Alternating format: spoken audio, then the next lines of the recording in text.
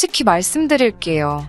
평소에 남의 사연 듣기를 좋아하긴 했어도 제가 이렇게 사연을 쓰게 될 거라곤 상상도 못했거든요. 그래서 사연을 쓰는 지금도 손이 부들부들 떨립니다. 어디서부터 이야기를 시작해야 할지 모르겠네요. 저와 남편은 지인의 소개로 만났습니다. 둘 다 30이 넘어서 만났어요. 나중에 알고 보니 남편이 지인에게 부탁해서 만들어진 자리도 아니었고 제가 지인을 졸라서 성사된 자리도 아니었습니다. 그냥 오지랖 넓은 지인이 자기 생각에 남편과 제가 잘 어울릴 것 같아서 만든 자리라고 하더라고요. 결혼할 때는 고마운 마음이었지만 지금은 뭐 그렇다고 지인을 원망하는 건 아닙니다. 잘 돼도 그만, 안 돼도 그만이라는 마음으로 만나게 된 남편은 성격이 참 좋더라고요. 남편은 좋은 게 좋은 거지 굳이 문제 만들지 말자는 식이었지요. 원래 자기와 다른 사람한테 끌리는 법이라더니 제가 딱 그랬습니다. 둥글둥글하고 모난 구석이라곤 찾아볼 수 없는 남편의 성격에 제가 푹 빠져버렸거든요. 언젠가 한 번은 너무 신기하고 궁금해서 어떻게 그런 성격을 갖고 있는지 물어본 적이 있습니다. 당신 가족들도 전부 당신과 비슷한 성격을 가지고 있느냐고요. 그러자 남편이 의미심장한 표정을 짓더니 자기 가족에 대해서 궁금하냐고 묻더군요. 당연히 궁금하지 않았겠어요? 남편은 그 무렵 저를 어떻게 생각하고 있었는지 모르겠지만 전 언젠가 결혼을 한다면 이 사람이랑 하겠구나 싶었을 정도로 남편이란 존재에 많은 의미를 부여하고 있었으니까요. 남편에게 궁금하다고 말해달라 했습니다. 그러자 남편은 주저하는가 싶더니 자기가 싫어질까봐 걱정이라며 이야기를 시작했습니다. 시부모님 이야기로 시작했는데 처음부터 충격이었습니다. 남편이 기억하는 한 시부모님은 두 분 다 한 번도 제대로 된 직장을 다녀보신 적이 없다고 했어요. 시골 출신이신 아버님은 그래도 동네에서 돈깨나 있다는 집의 둘째 아들로 태어나셨는데요.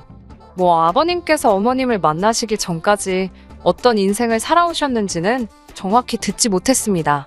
하지만 남편이 표현하기로는 당신 아버지 그러니까 저희 남편에게는 할아버지지요. 할아버님의 돈만 믿고 제멋대로 사신 것 같답니다. 개차반같이 생활하는 아버님을 더는 봐줄 수가 없었던 할아버님께서 어머님과의 선자리를 소위 잡아오셨고 그렇게 두 분이 결혼을 하게 되셨답니다. 남편이 말하기를 할아버님께선 아버님께서 결혼하고 한 집안의 가장이 되면 정신 차리고 똑바로 살 거라 생각하셨던 것 같다대요. 물론 그런 할아버님의 기대를 비웃기라도 하듯 아버님께서는 조금도 달라지지 않으셨답니다. 이런 자기가 싫으면 어머님이 떠나면 되지 왜 당신이 어머님께 잘 보이려고 그런 짓을 해야 하냐면서요. 어머님까지도 이렇게 한심한 남자인 줄은 몰랐다며 제발 한 번만이라도 당신 손으로 벌어온 돈을 가져다 달라고 아버님께 울면서 사정을 하시기도 여러 번이셨답니다. 단돈 1,000원이라도 좋으니 직접 벌어오라고요. 하지만 몇 년 동안 아버님께서는 그런 어머님의 말씀을 한 귀로 듣고 다른 귀로 흘리기를 반복하셨대요. 그리고 어머님 역시 몇 년이 지나도록 조금도 달라지지 않는 아버님의 모습에 크게 실망하셨던 모양이고요. 게다가 그런 와중에도 아버님께서는 어머님께 아내의 도리를 요구하셨다는데 그 도리라는 게 듣고 있자니 참 어이없고 속된 말로 꼴 같지 않더라고요.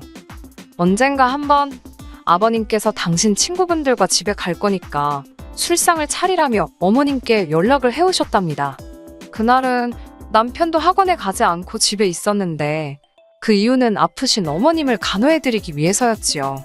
그날 낮엔 병원에서 링거까지 맞고 오셨을 정도로 상태가 좋지 못하셨다대요. 그런 어머님께 갑자기 술상을 차리라는 아버님의 말씀이 아들 입장에서도 너무 어이가 없고 속이 상했다고요. 결국 어머님께선 아픈 몸을 이끄시곤 집에 있던 재료들로 그럭저럭 2가지 정도의 메뉴를 만들어내셨던 모양입니다.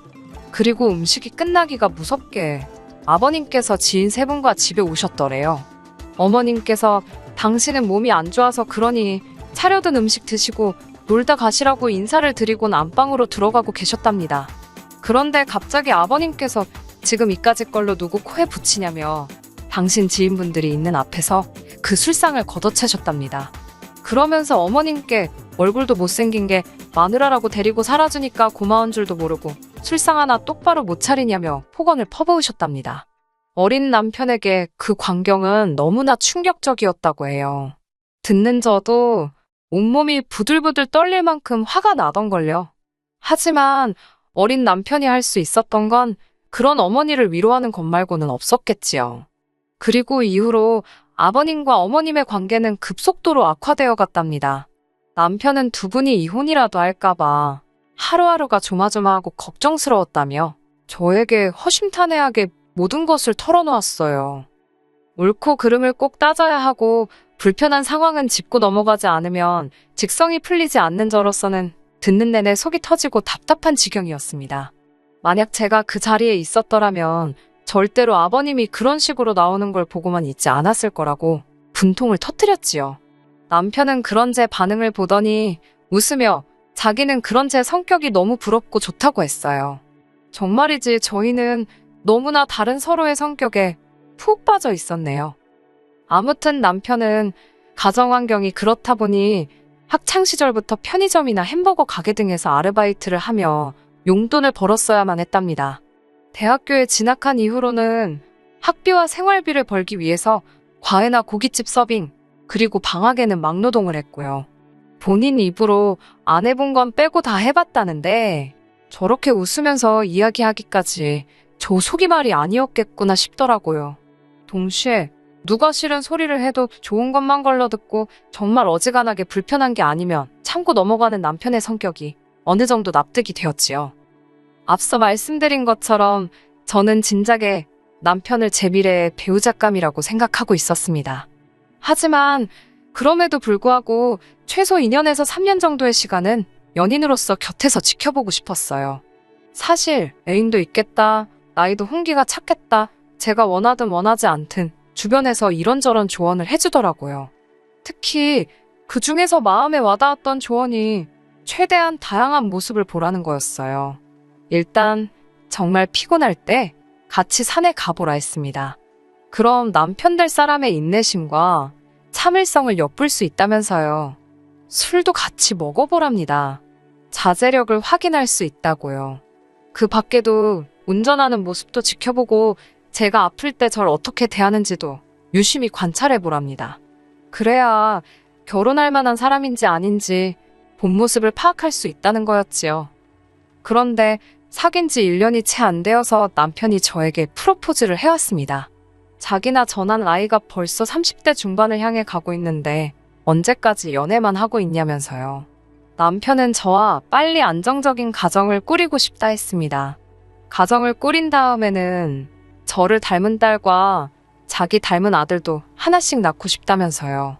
어차피 서로 사랑하고 결혼을 전제로 만나고 있는 거 아니냐며 굳이 시간을 끌어야 할 이유가 뭐냐고 묻는데 뭐라고 반박을 할 수가 없더라고요. 특히나 출산과 아이 이야기가 나왔을 때는 뭐라고 달리할 이야기가 없었습니다. 막연하게나마 저도 걱정하고 신경 쓰던 부분이었으니까요. 이후로 며칠간의 고민 끝에 저는 결국 남편의 프로포즈를 받아들이기로 했네요. 워낙에 남편이 적극적으로 나왔기 때문에 결혼 준비는 빠른 속도로 이루어졌습니다. 시댁에 돈이 없다는 건 진작에 알고 있었기 때문에 솔직히 집이라던가 금전적인 지원에 대해서는 정말 손가락만큼의 기대도 없었습니다. 그런데 하루는 어머님 되실 분께서 그래도 아무것도 안 받자니 왠지 서운한 마음이 든다 하시더군요. 당신 주변의 친구분들은 그래도 가방 하나, 다이아 하나 정도는 며느리들이 알아서 챙겨주더라는 이야기를 굳이 저에게 하시면서 말이지요. 처음에는 그냥 정말요? 다들 좋으셨겠어요 하고 능글맞게 넘겨보기도 했습니다. 하지만 어머님이 똑같은 이야기를 3차례나 하셨을 때는 저도 뭐라고 들을 말씀이 없더라고요. 그래서 그분들은 공짜로 며느리를 보진 않으셨을 거라고 어쩔 수 없이 받아치고 말았네요. 이후로도 어머님과는 크고 작은 문제들로 부딪히곤 했는데 남편은 도통 이해를 못하는 것 같았습니다. 남편 말로는 살면서 어머님처럼 조용조용하시고 남에게 싫은 소리를 못하시는 분을 본 적이 없었다고요. 그런데 왜 저하고만 그렇게 트러블이 있으신 거냐며 농담인 듯 진담인 듯 네가 문제 아니냐는 식으로 몰아가는 경우도 있었지요. 하지만 제가 내린 결론은 남편과는 좀 달랐습니다. 드디어 이 집안에 어머님보다 서열이 낮은 그러니까 며느리가 들어왔다 이거였지요. 어머님은 그동안 아버님으로부터 비롯된 고생과 스트레스에 대한 한을 모조리 저에게 푸시려는 듯 사사건건 말도 안 되는 이유로 저를 걸고 넘어지셨습니다. 심지어 한 번은 이런 일도 있었습니다. 친정어머니가 생신이셨는데 가까운 데로 여행을 갔으면 하시더라고요. 남편에게도 같이 가자고 했지만 그 무렵 남편은 회사에서 진행하는 프로젝트로 눈코 뜰 새 없이 바쁜 시기였거든요. 남편이 난처해하는 모습을 보아하니 휴가를 내긴 어렵겠구나 싶었습니다. 남편은 같이 못 간다고 하면 친정부모님이 서운해하시는 건 아닐지 걱정이 되었지만 달리 거짓말을 하거나 숨기는 것도 마음에 걸리더라고요. 고민 끝에 친정부모님께도 솔직하게 상황을 말씀드렸습니다. 그러자 친정부모님께선 당신들 신경 쓰거나 걱정하느라고 할 일 못하고 그러지 말라시더군요. 그러면서 오히려 저더러 가족여행은 아무 때나 가도 되니 일단은 남편 내조를 잘해주라고 하셨어요. 하지만 내조나마나 다 큰 성인이 뭐 저 없다고 출근을 못하겠어요. 밥을 못 먹겠어요? 반면에 친정어머니의 환갑은 일평생 한 번뿐이니 그때가 아니면 무의미하다 싶었지요. 남편도 제 의견에 적극적으로 동의해 주었습니다. 그래서 금요일 하루만 휴가를 내고 어차피 토요일은 주말이니까요. 친정부모님과 함께 서울 근교로 2박 3일 여행을 가게 되었네요. 하지만 이 사실을 알게 되신 시어머니께서 난리가 나셨습니다. 저더러 목에 겨웠답니다. 남편은 쇠가 빠져라 돈을 버는데 그 돈으로 너는 니네 부모랑 탱자탱자 놀러나 다니냐고요. 남들이 들으면 진짜 제가 남편 등골이나 빼먹는 여잔 줄 알겠더라니까요. 하지만 저도 남편 못지않게 돈 받으면서 회사 생활 하는 사람이었고 제 휴가 제가 써서 간 건데 이게 뭐 이리 욕먹을 일인가 싶었습니다. 어머님께선 제가 당신 아들을, 그러니까 남편을 안 챙기니 당신이라도 챙겨야겠다면서 저희 집에 올라오시겠다 하셨습니다. 저도 없고 남편도 프로젝트 때문에 주말에도 사무실에 나갈 게 뻔한데 굳이 올라오시겠다고 하니 솔직히 약간은 껄끄러운 마음이 들긴 했어요. 하지만 어머님과 괜히 문제 만들고 싶지 않아 편하실 대로 하시라 했습니다. 그리고 그때만 하더라도 어머님이 이렇게 온 집안 구석구석을 열어보고 찾아보고 하실 줄은 몰랐는걸요. 그로부터 한 2주쯤 지났을 무렵이었습니다. 어머님께서 씩씩거리며 분을 삭히지 못하신 목소리로 저에게 전화를 걸어오셨습니다. 전화를 받으니 대뜸 소리를 지르시면서 제 옷장에 있던 그 가방 짝퉁이냐고 물어보시더군요. 전 처음에 무슨 가방을 말씀하시는 건가 했는데 생각해보니까 제가 회사에 입사하고 얼마 지나지 않았을 무렵 친구들하고 베트남에 다녀온 적이 있거든요. 그때 야시장에서 친구들하고 재미로 짝퉁백을 하나씩 샀고요. 막상 사들고 한국에 오긴 했는데 들고 다니려니 가짜티도 많이 나고 부끄럽더군요. 하지만 이것도 추억이다 싶어서 옷장 구석에 던져놨었는데 어머님께서 그게 짭인지 아닌지를 왜 궁금해하시는 건가 싶었습니다. 일단은 네 그거 가짠데 그건 언제 보셨냐고 물었지요.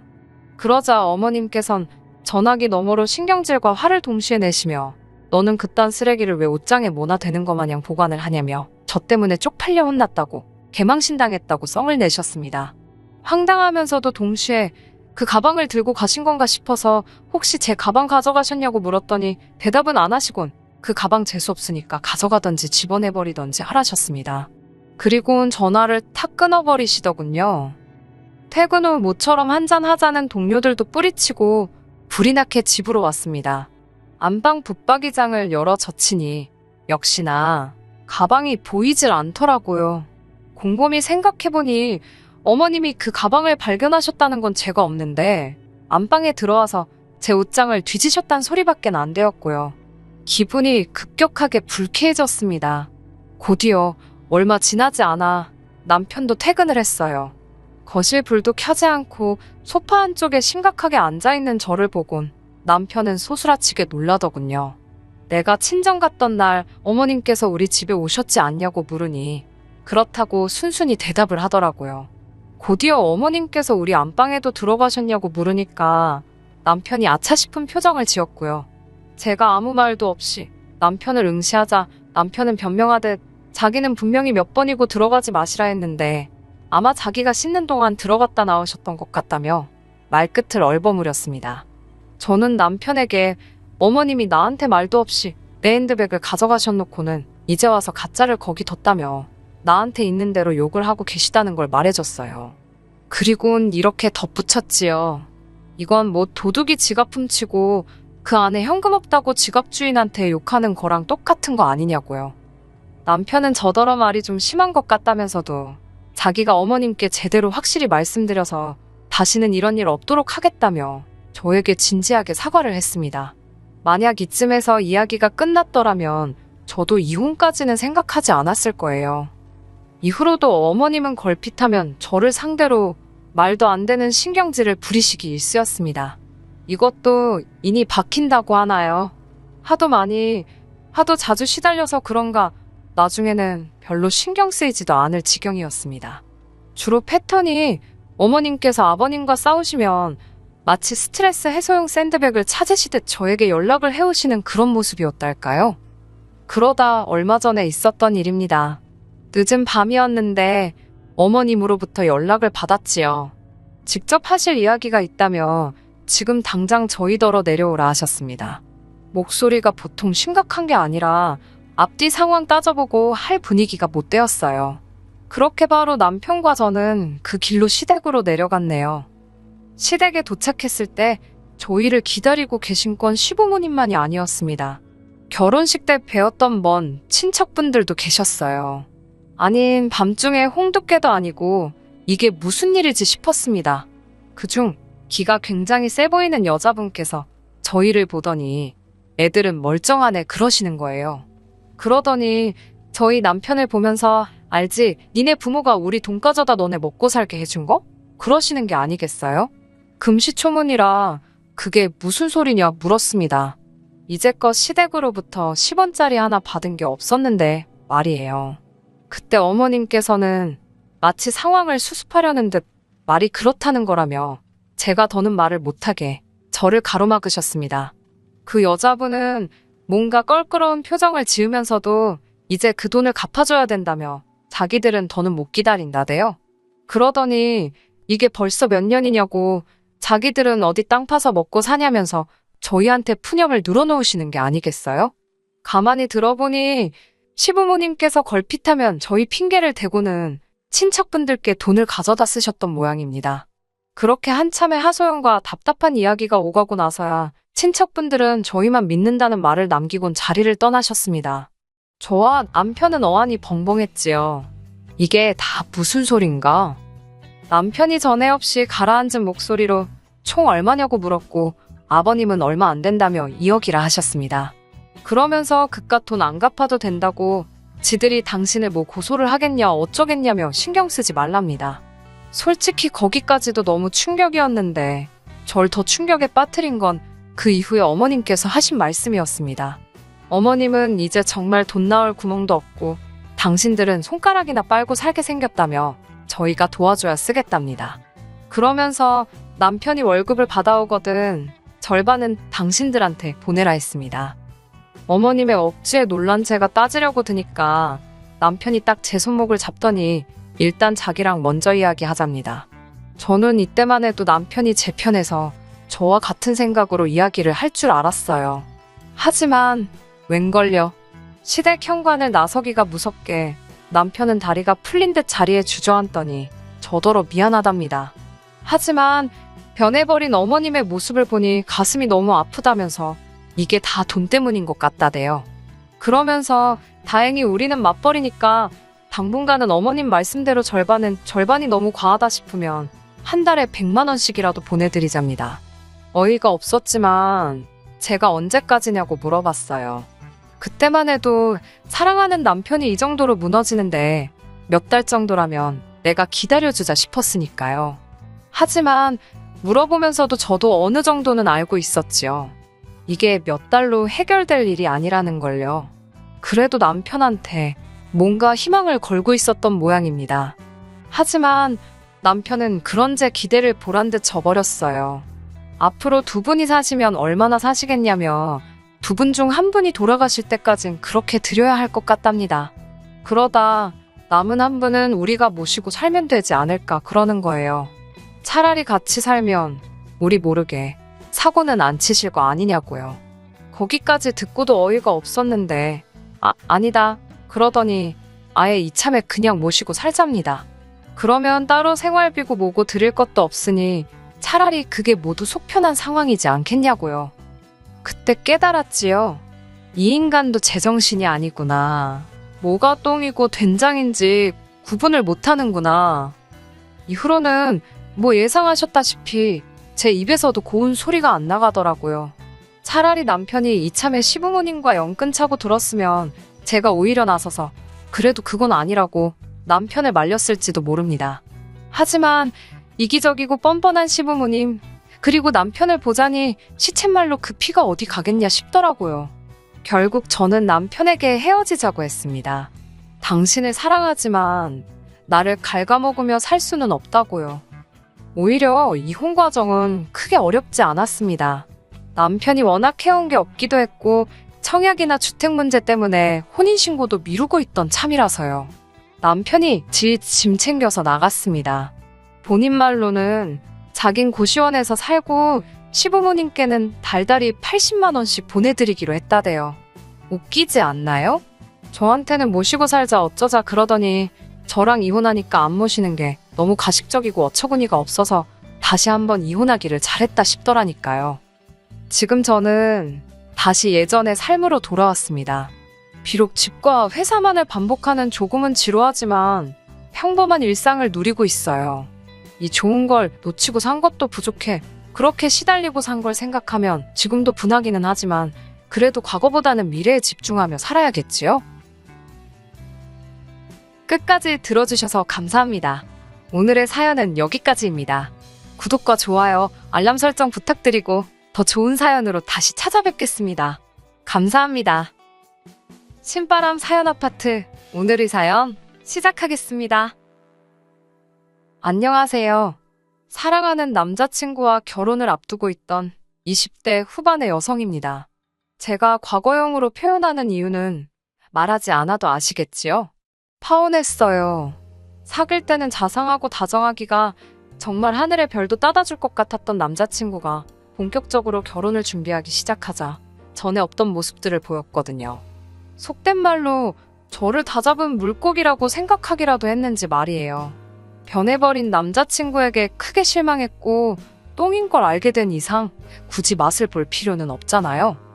이미 헤어지긴 했지만 편의상 남자친구라 칭하겠습니다. 남자친구와 저는 친구의 소개로 만났어요. 결혼을 전제로 한 진지한 소개는 아니었고요. 쑥스러운 이야기지만 제가 워낙 낯도 많이 가리고 숫기가 없어서 대학교 때 선배 오빠랑 잠깐 사귀었던 걸 제외하곤 제대로 된 연애를 한 번도 해보지 못했거든요. 어려서부터 줄곧 친하게 지내온 친구는 그런 저를 딱하게 여겼던 모양이에요. 저더러 30살이 되기 전에 친하게 연애 좀 해보라며 제가 부탁한 것도 아닌데 소개팅 약속을 잡아왔습니다. 민망하고 생각만 해도 어색해서 정말 내키지 않았어요. 하지만 친구가 판까지 다 깔아줬는데 싫다고 하면 2번 다시는 소개팅 안 시켜준다고 엄포를 놓더라고요.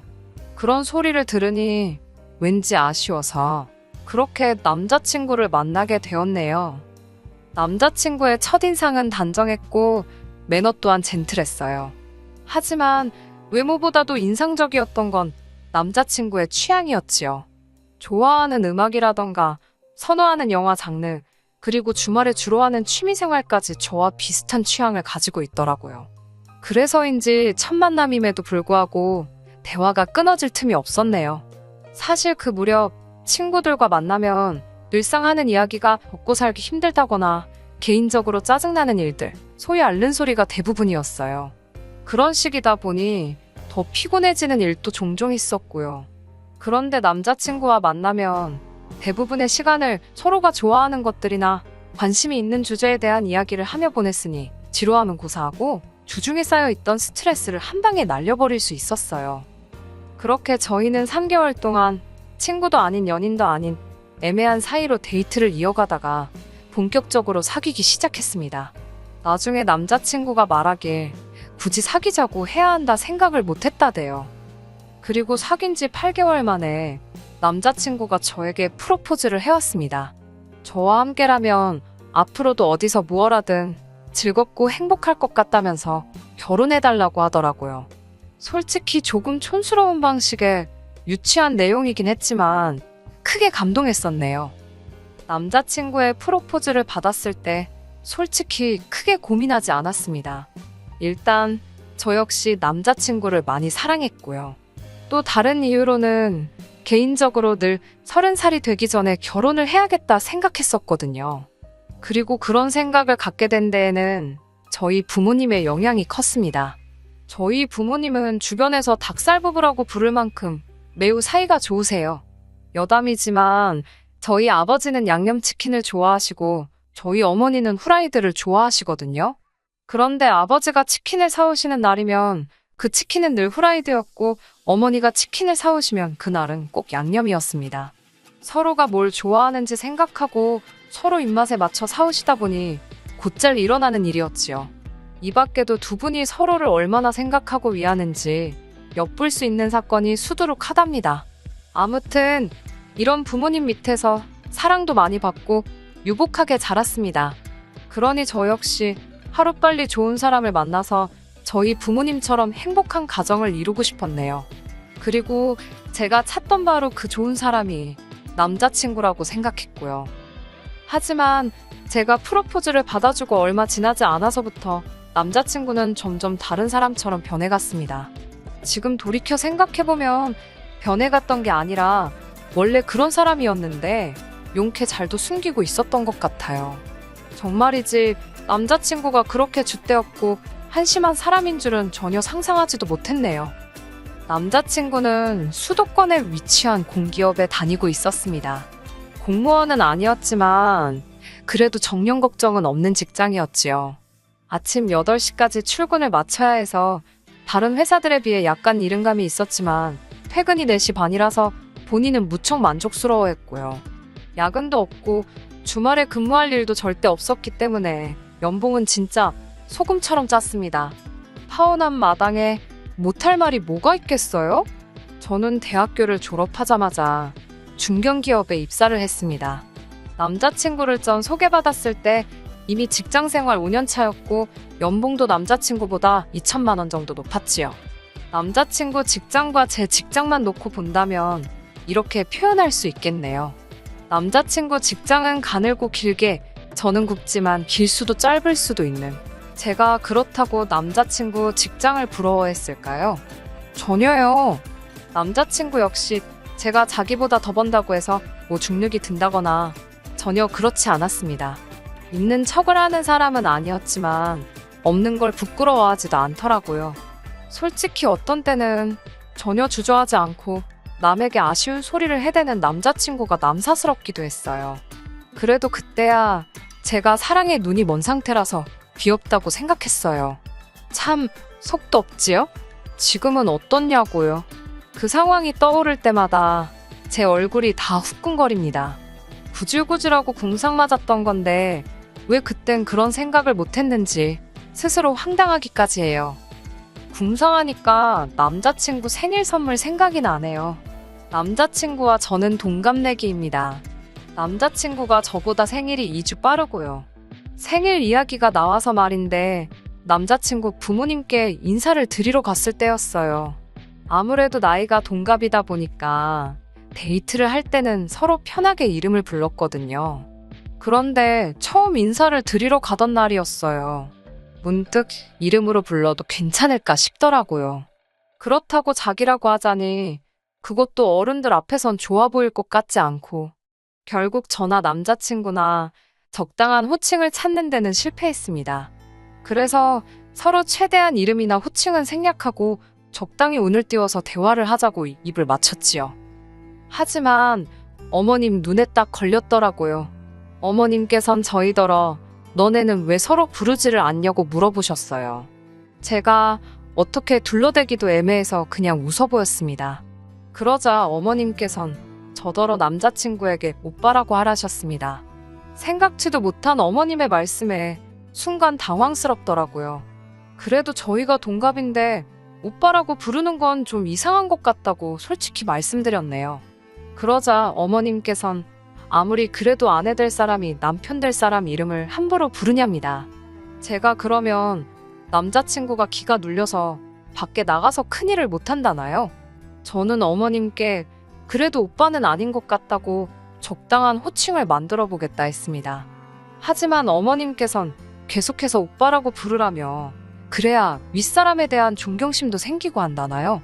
어머님은 학교 선생님이셨기에 더욱더 그런 식의 고리타분하고 비논리적인 사고방식을 가지고 계실 거라곤 상상을 못했습니다. 그리고 옆에서 이 모든 대화를 가만히 듣고만 있던 남자친구가 그러더군요. 그냥 자기 이름이 원래 오빠라고 생각하랍니다. 이건 또 무슨 말 같지도 않은 소린지 대꾸할 힘도 없어서 그냥 어머님께 알아서 하겠다고 했어요. 아마 이때부터 어머님께 미운 털이 박혔던 모양입니다. 처음 인사를 드리러 갔던 날은 남자친구의 생일 다음 날이기도 했습니다. 남자친구의 생일은 금요일 저녁이었는데 제가 야근이 있어서 만나지를 못했어요. 남자친구는 자기 친구들하고 모여서 생일 축하를 한다고 했고요. 상황이 그렇다 보니 생일 선물을 준비해두긴 했지만 주지는 못한 채로 어머님 아버님 댁에 가게 되었습니다. 상견례 전이기는 했지만 며느리감으로 인사를 드리러 가는 날이었으니 빈손으로 갈 수는 없잖아요. 그래서 백화점에서 한우 세트를 사들고 찾아뵙게 되었지요. 어머님께선 남자친구로부터 제가 김치찌개를 좋아한다는 이야기를 들으셨다며 김치찌개를 끓이셨다 하셨습니다. 솔직히 이때 조금 황당했어요. 김치찌개를 좋아하는 건 남자친구예요. 남자친구가 김치찌개를 좋아하는 걸 알고 있었으니까 데이트할 때도 주로 남자친구가 좋아하는 김치찌개를 먹었던 거지. 저는 김치찌개는 무슨 김치도 잘 안 먹습니다. 그래도 뭐 누가 강요해서 한 배려도 아니고 제가 남자친구를 사랑해서 제가 원해서 했던 배려였으니 남자친구가 잘못 알고 있었다고 해서 남자친구 탓을 할 생각은 없었어요. 하지만 저도 사람이다 보니 서운한 마음이 드는 건 어쩔 수 없었지요. 4인용 식탁이었는데 식탁의 한쪽 면이 벽에 딱 붙어 있었어요. 즉, 4명 중 2사람은 안쪽으로 들어가 앉아 있어야 했고 바깥쪽 사람이 비키지 않으면 들어왔다 나갔다 하기가 쉽지 않은 구조였지요. 제 맞은편에 아버님과 어머님이 앉아 계셨고 저와 남자친구가 나란히 앉아 있었습니다. 남자친구는 키가 190cm에 몸무게가 100kg 가까이 됩니다. 그렇다 보니 키 160cm에 48kg인 저는 벽과 남자친구 사이에 낑겨 있었다고 표현하면 적당하겠네요. 김치찌개 맛은... 이제 진짜 제가 못할 말이 뭐가 있겠어요? 맛없었어요. 김치찌개가 맛없기가 쉽지 않은데 진짜 맛이 없었습니다. 돼지 냄새도 풀풀 나고 남자친구 입에야 어땠을지 몰라도 전 밥 한 그릇 비우는 것도 고역이었어요. 남기고 싶은 마음이 굴뚝 같았지만 그래도 그건 예의가 아니다 싶어 퍼주신 한 그릇은 어떻게든 싹싹 비워냈습니다. 그런데 어머님께서 더 먹을 거냐고 물어보시더라고요. 순간 어른들은 복스럽게 먹는 사람을 좋아한다는 말이 머릿속을 퍼뜩 스쳤고 저는 더 먹겠다고 했습니다. 어머님께서 제 국그릇을 달라고 손을 내미셔서 제 국그릇을 내드렸고요. 그런데 이 일로 뒤에서 가루가 되게 까일 줄은 상상도 못했습니다. 인사를 드리고 집에 와서 한숨 돌리고 있었는데 남자친구에게서 전화가 걸려왔습니다. 전화를 받으니 남자친구가 한껏 가라앉은 목소리로 큰일 났다고 하더라고요. 무슨 일이냐고 물으니 저더러 왜 그렇게 교양 없이 몰상식하게 행동을 했냐입니다. 황당해서 그게 다 무슨 소리냐니까 아까 어머니께서 찌개 더 줄 거냐고 하셨을 때 왜 그릇을 드렸냐는 거예요. 그릇을 달라고 하시니까 드렸다고 난 지금 네가 무슨 소리를 하는 건지 모르겠다고 저도 짜증이 나서 화를 냈습니다. 말을 할 거면 똑바로 하라고요. 그러자 남자친구가 한다는 말이 어머님께서 그러시더랍니다. 며느리감이라고 인사드린다고 내가 지가 먹을 찌개도 지 손으로 퍼먹을 생각을 안 하냐고요. 다른 가족들이 더 먹을 건지 필요한 건 없는지 제가 알아서 나서서 챙기는지 안 챙기는지 어머님께서 계속 저를 지켜보고 계셨다는 거예요. 제가 어이가 없어서 그러니까 네 말은 내가 지금 니네 집 부엌에서 내 국그릇 들고 찌개 더 먹겠다고 설쳤어야 된다는 거냐고 물었습니다. 그러자 남자친구도 제 말이 맞는가 싶었는지 한동안 말이 없더라고요. 그러더니 기껏 한다는 소리가 그냥 어른이 그렇다면 그런 줄 알지. 넌 뭘 그렇게 따지고 드냐입니다. 아까도 오빠 소리 하라고 하면 그냥 내하고 어머님이 보실 때 하는 척만 하면 되는 걸 그렇게 안 한다고 뻗팅기더니 지금도 보랍니다. 그냥 내가 생각이 짧았다. 앞으로는 알아서 잘해보겠다 하면 될 것을 니네 집 부엌이 어떻고 저떻고 왜 그렇게 시시비비를 가리지 못해 안달이냐는 거예요. 그러더니 막판에 한마디 덧붙인 게 아주 가관이었습니다. 여자면 좀 조신하게 알겠어 소리 좀 하랍니다. 다 저 잘되라고 하는 소리지 저 괴롭히려고 하는 소리가 아닌데 뭘 그렇게 따지고 드냐고요. 그 소리를 딱 듣고 나니까요. 솔직히 남자친구가 아니라 무슨 조선시대에서 넘어온 모질이인가 싶더라고요. 설령 어머님이 말도 안 되는 억지를 쓰시더라도 남자친구가 중간에서 잘 끊어냈으면 되는 거잖아요. 구태여 말을 전하지 않을 수도 있었고요. 이 상황에서 결혼하면 사사건건 어머님의 억지 논리를 상대하게 생긴 건 불보듯 뻔한 일이었고 남자친구도 남편이 아니라 남의 편이 되는 건 시간 문제겠더라고요. 그래서 너 그 썩어빠진 정신머리를 고치던가 아니면 이 결혼은 없었던 걸로 하자 했습니다. 나는 앞으로도 할 말은 하고 살 거고 억울한 일은 그냥 넘어갈 생각이 없으니 이런 나를 감당할 수 있으면 결혼하는 거고 자신 없으면 손 떼라고 했네요. 난 어머님이랑 당신 비위 맞춰주려고 결혼하는 거 아니라고요. 이후로 한 2주 가까이 연락이 없었습니다. 제 생일에도 축하한단 말 한마디 없더라고요. 이미 서로 연락을 끊고 일주일이 지나갔을 때 전 저희 관계가 완전히 끝났다고 생각했어요. 그래도 사람이니까 생일 축하 인사조차 받지 못했을 땐 기분이 울적하긴 하더라고요. 그런데 제 생일 다다음 날 남자친구에게 연락이 왔습니다. 어머님께서 오토바이에 치이셨답니다. 그래서 지금 병원에 계시다며 한번 와줄 수 있겠냐는 거예요. 지랑 나랑 끝난 거 아닌가? 그런데 뭘 오라가라냐 싶어서 짜증이 났습니다. 하지만 어쨌든 인사까지 드리고 왔는데 어머님께서 병원에 계시다니 몰랐으면 몰라도 알고서 안 찾아뵙기가 좀 그렇더라고요. 그래서 비타민 음료 한 박스 사들고 찾아갔습니다. 남자친구한테 미련이 있어서가 아니라 인간 대 인간으로 찾아간 거였어요. 병원에 도착하니까 남자친구가 왜 이렇게 늦게 왔냐며 자기 진짜 너무 놀랐답니다. 저는 2주 동안 연락 한 번 안 해놓고 이렇게 아무 일도 없었다는데 말을 거는 남자친구 때문에 더 놀랐는데 말이에요. 그러더니 남자친구가 뭐라는 줄 아세요?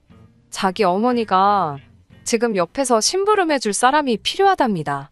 화장실도 혼자 못 가셔서 자리에서 일을 보시거나 아니면 누가 같이 가서 바지 내려드리고 그런 걸 해야 하는데 자기는 아들이라서 못하지 않냐입니다. 그러면서 그걸 저더러 하래요. 저는 같은 여자니까 쉽지 않냐고요. 제가 어이가 없어서 나더러 지금 어머님 대소변 받아들이라는 거냐고 물었습니다. 그러자 인간이 한다는 소리가 이번에 잘하면 그동안 실수한 걸 다 만회할 수 있대요. 그러면서 빨리 병실에 들어가 보랍니다. 어머님께서 저만 기다리고 계신다나요. 진짜 어이가 없고 이 인간이 나를 뭘로 보고 이러나 싶더라고요. 비타민 음료까지 사들고 간 내가 미친 엑스다. 별의별 생각이 다 들더라고요. 남자친구에게 아무래도 내가 잘못 온 것 같다고 나는 인사나 드리러 온 거지 무슨 병수발 들러온 것도 아니고 어머님한테 잘 보이고 싶은 생각도 전혀 없다 했습니다. 그리고 나만 어머님한테 점수 깎였냐 너도 너희 엄마도 나한테 점수 오지게 깎였다고도 말해줬지요. 무슨 너희 부모님한테만 며느리감 고르는 선택권 같은 게 있는 줄 아냐고 나도 내 시댁을 고르는 자유가 있다고 탁 사붙여 버렸네요. 그 말을 끝으로 딱 뒤돌고 병원을 나오려는데 남자친구라는 인간이 한다는 소리가 그러면 알겠답니다. 지난번 자기 생일 때 선물 안 주지 않았냐면서 어머님 대소변 수발 들어드리는 걸로 생일 선물 퉁치재요. 진짜 뭐 이런 XX가 있나? 너 나한테 뭐 맡겨놨냐고 생일 선물 같은 소리 한다고 니네 엄마 아픈데 아들이란 자식이 나와서 헛소리나 하고 있고 너 낳고 미역국 먹었을 네 엄마가 불쌍하다고 아주 온갖 욕을 귀에 때려박아주고 왔네요. 넌 뭐 손이 없냐 발이 없냐. 그리고 간병인이 필요하면 불러 돈 주고 부르라고.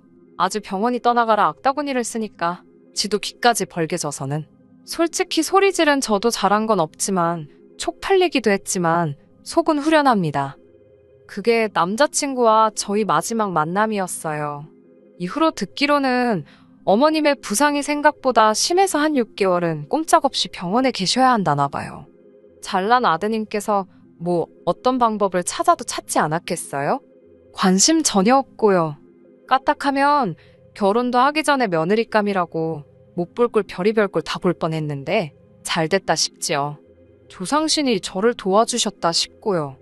진짜 언제가 될진 모르겠지만 만약 저에게 다시 한번 사랑의 기회가 온다면 최소한 3년은 만나보려고요.